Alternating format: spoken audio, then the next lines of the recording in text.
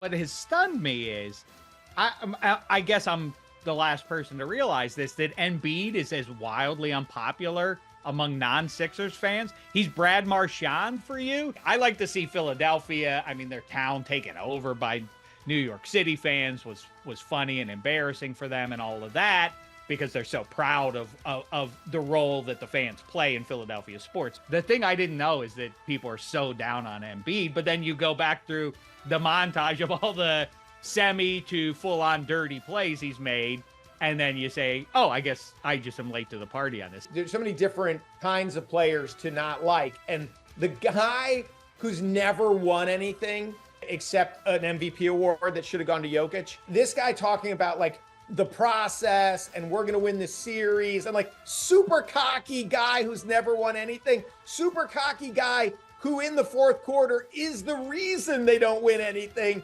and he never stops blowing hard. And then wait a second, wait a second, I'm getting some deja vu. Wait a second, who am I imagining? Oh, it's Myles Garrett. That's who. Continue. Then he's fallen to the ground.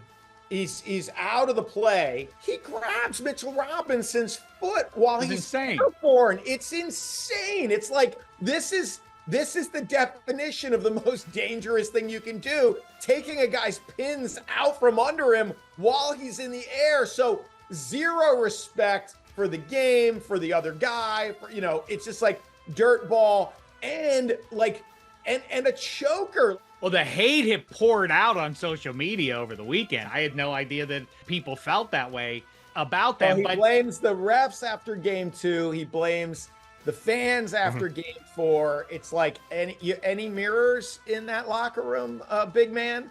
Brad Marchand, talk about a guy who has been a perennial loathsome guy.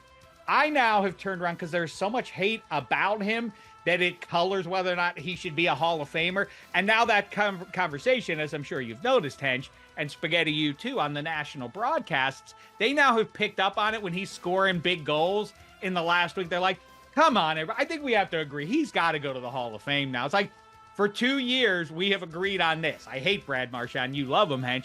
He's a Hall of Famer. What? I don't understand what the debate against his candidacy would be, other than he licked people and people don't like him. But obviously, as a player, I mean, who comes through in the big spots more than that guy? He is the anti-Embiid, right? Literally 17 inches shorter than Joel Embiid, and doing it all with all effort, pure effort.